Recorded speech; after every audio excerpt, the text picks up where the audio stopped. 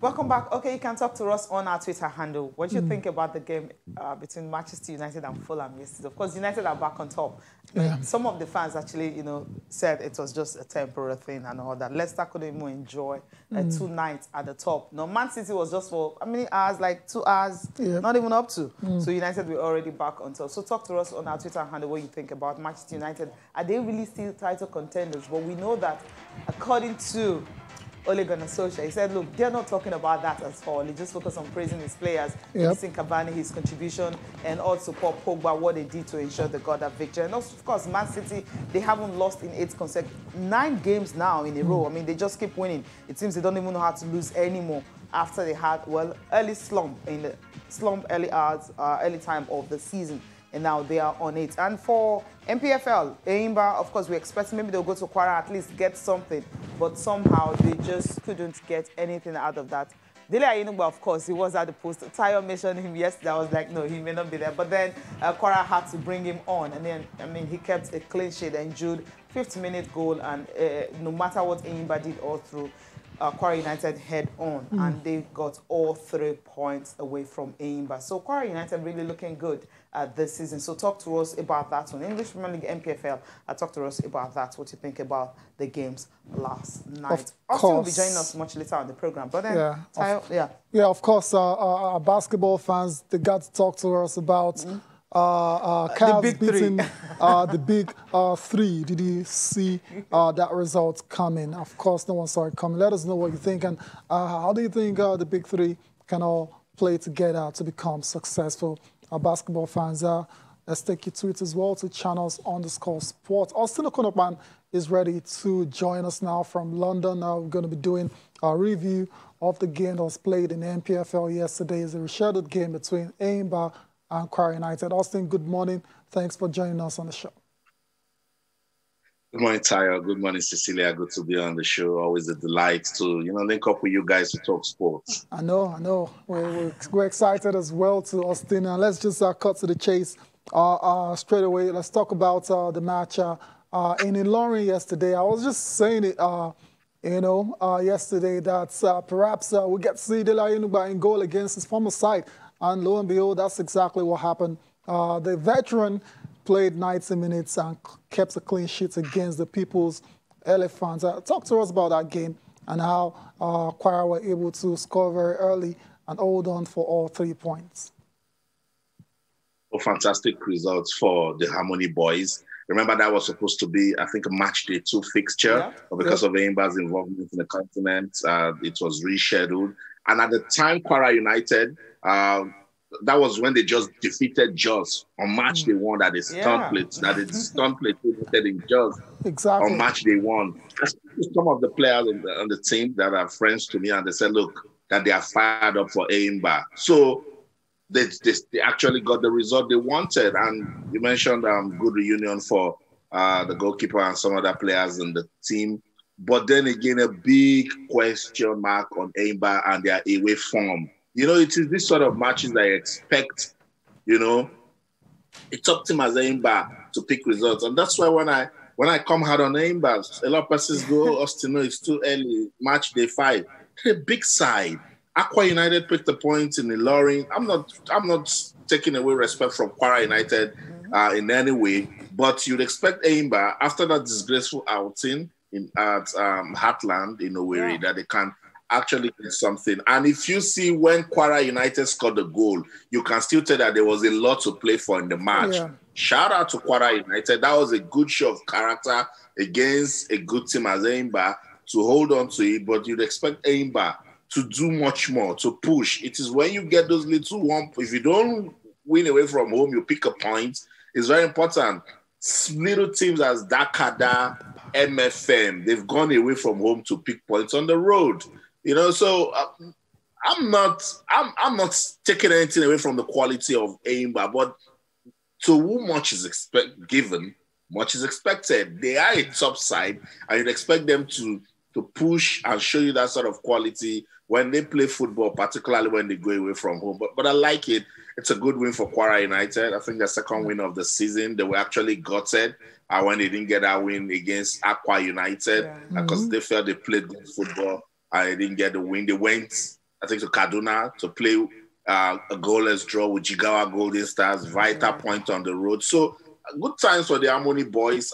Let's see how the season is going to be for them.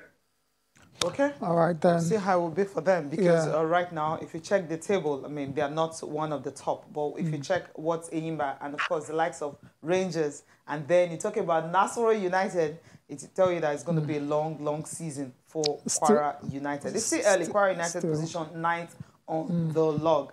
Not really looking good.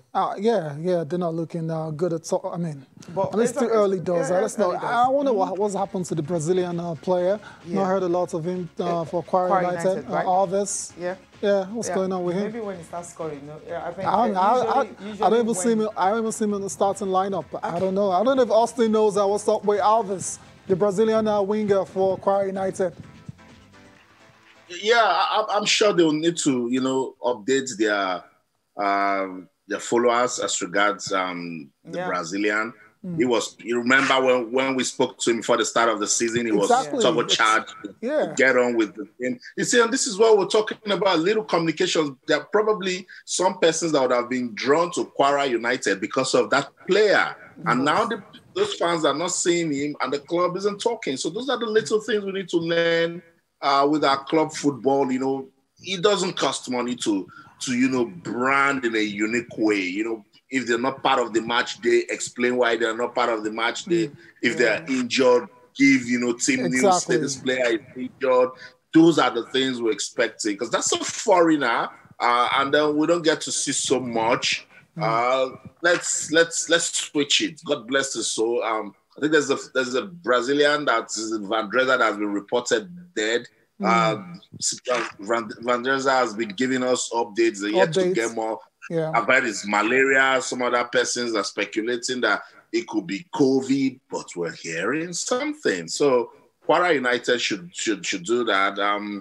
I have some players in the team who are good friends, so I'm probably going to just link up to them and then get some information. All right, Austin, make sure you do that and get back to us on it. All right, let's leave the NPFL now and let's talk a bit of table tennis, right? Tennis Talk National Sports Festival, right? Festival, okay. Yeah, just quickly on that one. I mean, teams are preparing and all. I mean, from information we're hearing from the Director of Sports and also the Sports Ministry is the fact that it's still going to hold, despite the outbreak, the second wave of COVID-19 outbreak. So every state is getting ready. And Enugu State, of course, they're not left out. Team Enugu, the Commissioner for Sports, has been talking about that. They're fully prepared to compete and they're really ready. I mean, whatever team that they want to face, so Team Edo or Delta, we know those are the two teams. And of course, sometimes from the north, Kaduna tends to flex their muscles and all that. Then you have the Port Harcourt team and also Rivers, all of them trying to flex their muscles. But Enugu from the east is saying they would definitely want to compete in this one. Let's listen to Commissioner for Sport and we'll get reaction from Austin in this one. Enugu State is fully prepared for the National Sports Festival that will be coming up on February. This is the maybe the third time the festival has been cancelled. Even before the last decision, we are prepared for the tournament. We are still training up to this moment, so we are fully prepared. The government has done what it's supposed to do, and the athletes are working hard so that they will be able to excel. Well, in the issue of funding, if Enugu State is not funding the athletes for the tournament, we won't be prepared. The initial time last year, the approval has been gotten. The state government has been approved all the necessary things that are supposed to, and all the approval that are supposed to be given for that festival. The governor has done that before then. Even up till now, we are fully ready. Yeah, they're fully ready. I mean, right now, even before it was postponed, they said they were ready. Austin, I mean, we know that there are some, when it comes to the National Sports Festival in Nigeria, there are some states you mentioned, and you know that, yes, they will win. And there are some states that comes in like, I don't think so. Not so sure. Not so sure. Is Enugu part of those states of not so sure? But they haven't been doing so badly. I think they've got some good performances, I think, in Taekwondo and some of the combat sports. But, I mean, it's the National Sports Festival. It's like the Olympics. It provides a level playing ground for everyone. And you can actually see upsets. But, of course, you look at the likes of Delta. You look at the likes of Edo, you know, and you mentioned Kaduna from the north, you know. So, but shout out to Mr. Manfred, just giving us update like that. The states have been ready, but for the postponements and of course, COVID, you know, raising its ugly head every now and then. I've said it before, guys, they need to defend their budgets. They've been giving money a long time ago. So they need to explain what they're going to do with that money. And COVID-19 is not just letting it happen. So they're still optimistic that it's going to happen. They're going to go to Benin, to Edo state government. They've also been giving us the assurance that, look, we can host these games. We've been ready, even if it means we cut down the number of athletes, because they just want to tick it off the calendar. But guys, there's nothing, I keep saying it over and over again. COVID-19 has given us an opportunity to say, put the blame on me. So don't force yourself. Don't stress it, because you don't want to say a dying known tomorrow, you know, because you want to just stay safe and make sure that you don't do these games and right after these games everybody starts regretting. But I believe and I'm hoping that we get to have the National Sports Festival in February. All right. Wait too. Fingers crossed. That's what we're all hoping for. Obviously, it's going to be a bit subdued because of the situation, you know, on ground. But then it's better than nothing. Of course. And we're all looking forward to February 14th. And if there's any change on that date, we'll let you know on the show. Let's get on with it now. I was eager to talk about table tennis. That's because our guys are listed to return to action in the ITTF tour this season. Aaron Okwudiri and Omotayo Olajide, they've been listed to feature in the first few official events of the ITTF. And it's exciting times. Good to see these guys playing again, because it's been a while for them as well because of COVID.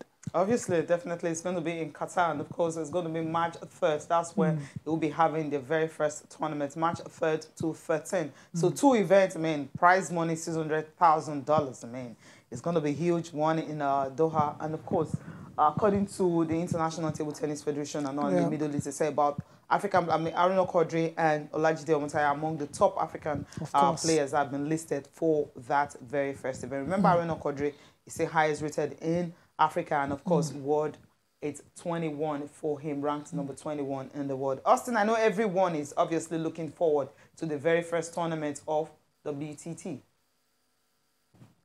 A good one for Nigerian players. Guys, let's put it out there. It's not just Aaron Okwudiri and Olajide Omotayo. There's also Taiwo Mati and Nuruddin Hassan, who will be playing in the qualifiers. Aaron Okwudiri being the top-ranked player from Africa, and of course the big boy makes it to the main draw, while Omotayo, Taiwo Mati, and Nuruddin will go through the qualifiers, you know, and the qualifiers are scheduled to begin March the 3rd. So it's good for table tennis. Aaron Okwudiri, his quality can't be debated. Omotayo Olajide has also shown us that he can compete. Remember, after he stunned Aaron Okwudiri at the African Games, people started looking at him like, oh my God, this guy's got something, you know. Waiting to see what he can do at the Olympics also. So we can't really question his. I'm looking after Taiwo Mati and Nuruddin Hassan. When those sort of players play, it gives you an opportunity to see if there are persons that can replace Aaron Okwudiri and the likes of Olajide Omotayo. You know, so it will be good. It will be a very good one for them. I don't think table tennis has seen competition in the last 1 year. So this is very good for these guys to go, you know, test their quality. As I said earlier, particularly for Taiwo Mati, guys, we know his potentials, that if that kid is given more playing time, he can actually do play good table tennis. So this will be a good one. Take the money away from it. There's going to be good exposure, good experience, and of course, an opportunity to, you know, rub shoulders with some of the top table tennis players in the world. Yeah, your spots on Austin for Mati, especially 2020 was supposed to be that year where he should have, you know, gone to the next level in his career, but COVID disrupted a lot of his plans. It was in Portugal for a long time, training. Finally, we get the opportunity to actually play proper competition. Hopefully, eventually makes the main draw of that event. So let's leave table tennis now, Austin. Let's go to England and talk about the Premier League and talk about what happened yesterday night. 2 games involving the Manchester clubs. Contrasting or very similar wins, I'd say, because the 2 of them had to really, really fight, dig deep to get all 3 points. Let's start with Man City taking on Aston Villa. We know what Aston Villa have been up to this year, and they're a very, very tough side for anyone. But City, 2 late goals, getting the job done for them. Bernardo Silva and Ike Gundogan. That's 2-0 for City over Villa.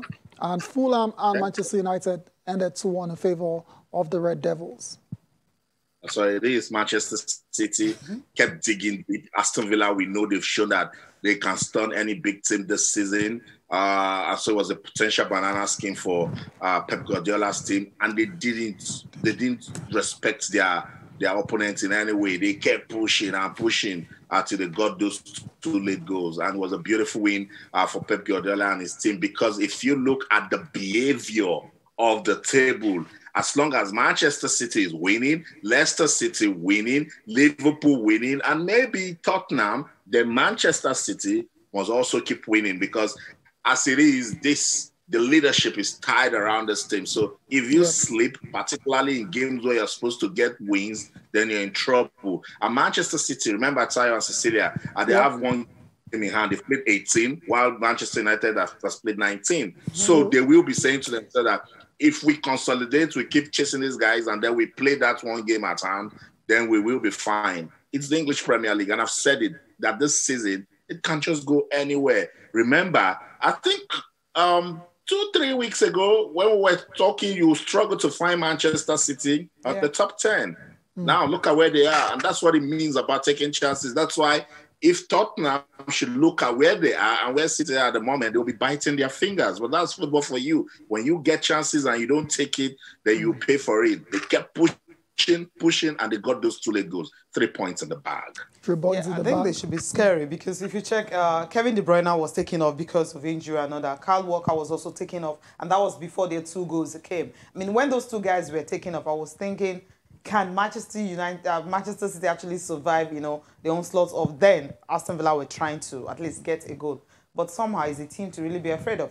Let's leave them and go to Manchester United now quickly. United, of course. Pogba again. A routine win for them. Yeah, more like it. Because, routine. I mean, away from home. Okay, yeah, they win away from home. Yeah, away from home, except at Anfield, which they couldn't take advantage of that. I think I see where you're coming from. Another win for United away from home. They're just doing first and then. Exactly. They're just doing enough, Austin, to get over the line. The odd goal, 1-0, 2-1, 1-0. They're just getting the job done. And you wonder if is it going to catch up with them soon? Or are they actually going to get better and start winning more convincingly going forward with more confidence? Of course, winning breeds confidence.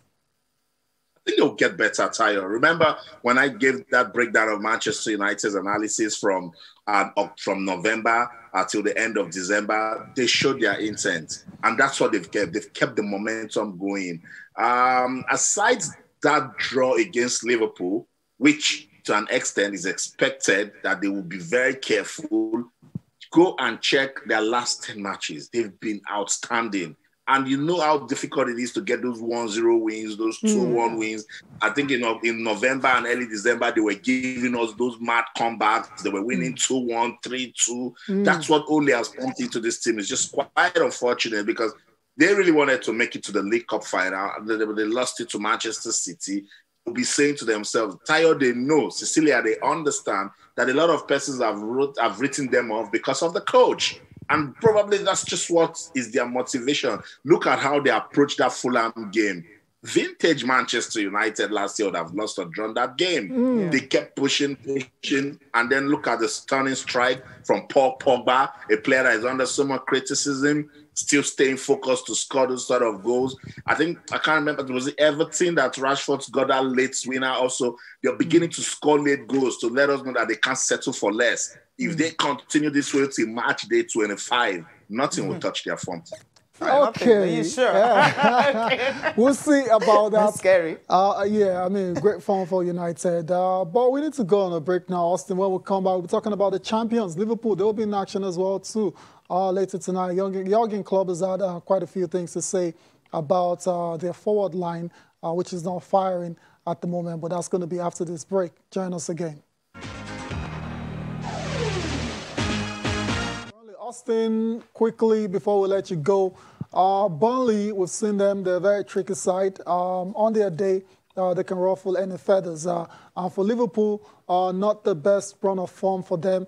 So is it safe to say that they're condemned to winning this game? They don't want to be lagging too far behind the Manchester clubs on the Premier League log.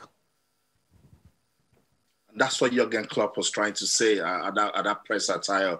He's trying to say, look, we understand how important this Burnley game is to Liverpool, but at the same time, he's trying not to put his team under any form of pressure. But yes, I know they are feeling the pressure. As long as Manchester United, Manchester City, and Leicester City are getting those points, then Liverpool will be under some level of pressure. It hasn't been a good January for them. Remember, January the 4th, they lost to Southampton.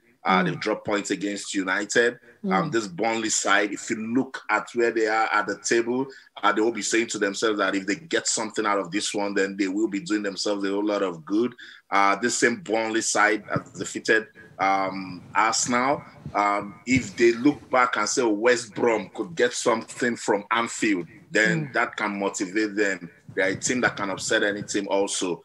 Burnley, 17th on the log. They've recorded 4 wins so far this season, playing 17 matches. So they would want to, use this one to, consolidate their efforts on the league table. So Liverpool needs to be careful. They need to be careful. This is the sort of match they can drop points. I don't know about them losing it, but they cannot afford to be complacent. We've seen them being complacent and then paying for it badly. So it's not looking for them. It's not looking any good for them on the league table. They are now 4th. And if you don't get those points to put pressure on the guys on top, then it means it's a problem because they have 34 points, while Leicester City and Manchester City have 38. Manchester United are 40. So if you look at it, some guys are saying, look, we're ready to start racing away. They need to win against Burnley tonight. Can they win? Don't even tell me to predict football. Give you an answer. All right, then, Austin. We're going to let you off the hook. As regards any prediction, maybe next time we'll put you on the spot.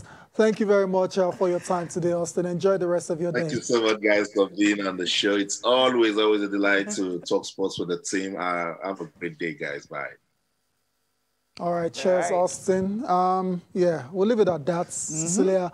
Well, come on.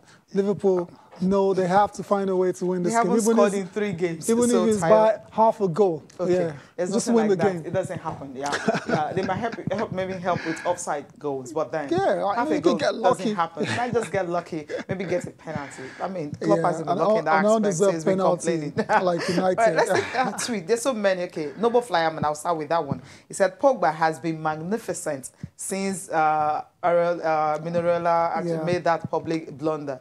Okay, so wait. What did he say, Blom? He did when Raiola came out to say Pogba is looking to leave in the summer. United. And since then, Pogba has been playing out of his skin. Yeah. And so that when he leaves... The thinnest to me is that this guy is playing for a big deal elsewhere. He's putting himself in the shop. Man, this is what I can do. He's selling himself. Right? That's what he's doing. I'm just being cynical. Who knows, maybe that's the case. I hope he keeps his form. John Moss was a major factor in Villa vs City match yesterday. Jack Grealish is another specimen entirely. Well, great job. Thank you. God bless you too. Okay. Paul says, Man United are top. Good for every United fan. But let's not forget Man City. City have proven to perform in these kind of situations. Yeah. Title deciders might just be the Manchester Derby and games against their fellow teams in the Big C's. Anyway, it's always good to watch this game. Thank you so much. All right. Bosun says, Kamaru is a tough cookie, but he must be wary of Burns, who knows much about him because a former sparring partner. So if he gets his act together, I think it's going to be a stroll in the park. Really? He said he wants to eat. Park. Yeah, he said he wants to chop. So let's see if he can chop this one Time easily. to chop. But all right, more tweets before we look at the papers. Asukwo, you're saying Pogba is Manchester United's best player. He brings a lot of things to the table when he's at his best. But the situation is, how many times is Pogba at his best? But so far, so good. In the recent weeks, it's come up big time for Manchester United. And you're saying as long as he stays fit, the team will continue to perform and contest for the title. Kenny Otobo, we got a message as well too. Liverpool will win the Premier League this season. Manchester United will draw points soon. How soon? Okay, we don't know. We'll and see. Jonathan said, good morning. It's good United are maturing well, but this league belongs to City because they have the experience with a coach like Pep Guardiola. All right then. Emeka, yes, that's got the name. Something else in there as well. Manchester United will enjoy the top of the league for a while, as Manchester City will strongly win the league by God's grace. Okay. I remember we still have an outstanding match. So you're saying pretty much United are just keeping that position cool and warm for you guys to take over. Eventually, we'll see about that, the rivalry. Okay. Manchester on top of the table. Tunde Daniel says, this Premiership title is for United this season. Ole knows this is the only way to avoid being sacked. I see United shocking everyone. Okay. Cecilia, okay, I think... Edward Green, I just take the last one from Edward Green, says, I feel Man United will win the league only on two conditions. Win Manchester City and don't drop points to teams outside the top 4. Okay, if you can do that, yeah, I think that's... all right. It's good to see a lot of United fans are, they're happy talking again. these days. They've been quiet for a long time. You know what it means? Like losing to some teams you don't even expect. Okay, right. I'll start with Complete Sports. Paper time, Complete Sport. That's what I'm starting with. And Lampard says the future is out of his control. Yes, and he said also you're not ready for the league title. Yeah. Okay, and Paul Onuachu here. European Golden Shoe race. Onuachu seeking to outscore Lewandowski. The Eagle Stars resumes battle to top. For top award tonight, so they will be Genk will be in action tonight. See if he's gonna get that. Shanghai Shenwan willing to cash in on Igalo. Okay, is he leaving? I mean, Besiktas and some other clubs. We hear that. Yeah, being linked. Yeah, linked with them. Then Brilliant Ajayi tip to join bigger club. Yes, that guy has been wonderful. Kelechi Iheanacho on Leipzig transfer list. Interesting link. Yeah, we'll see. We'll see. All right, let's go to Sporting Life. Ronaldo becomes top goal scorer of all time. Yeah, I feel very good. That's according to Wilfred Ndidi. And to boxing, £200 million heavyweight showdown. Joshua Fury take huge step forward. We're hearing that unification bout is looking very good now, but there's still a couple of hurdles to scale. Deontay Wilder's trilogy, as well as Alexander Usyk, who's supposed to be the mandatory challenger for the WBO belt. Of course, those two have to get out of the way before they can seal this deal. Yeah. The last one this morning is Sporting Sun. And Sporting Sun here, it says, I score goals with my weak foot. Really? Okay. How many? Yeah. Okay. You have the details there. Okay, Tayo. Get details from Sporting Sun. That's where you have it. And Villa crumbles in Manchester. And of course, AFCON qualifiers, Raw reveals plans for Benin Republic and Lesotho. You find out details of that from Sporting Sun. But we have to leave the studio right now. Yes, thank you for watching. Enjoy the rest of your day. I am Tayo Salan. I'm Cecilia Moore. Have a great day.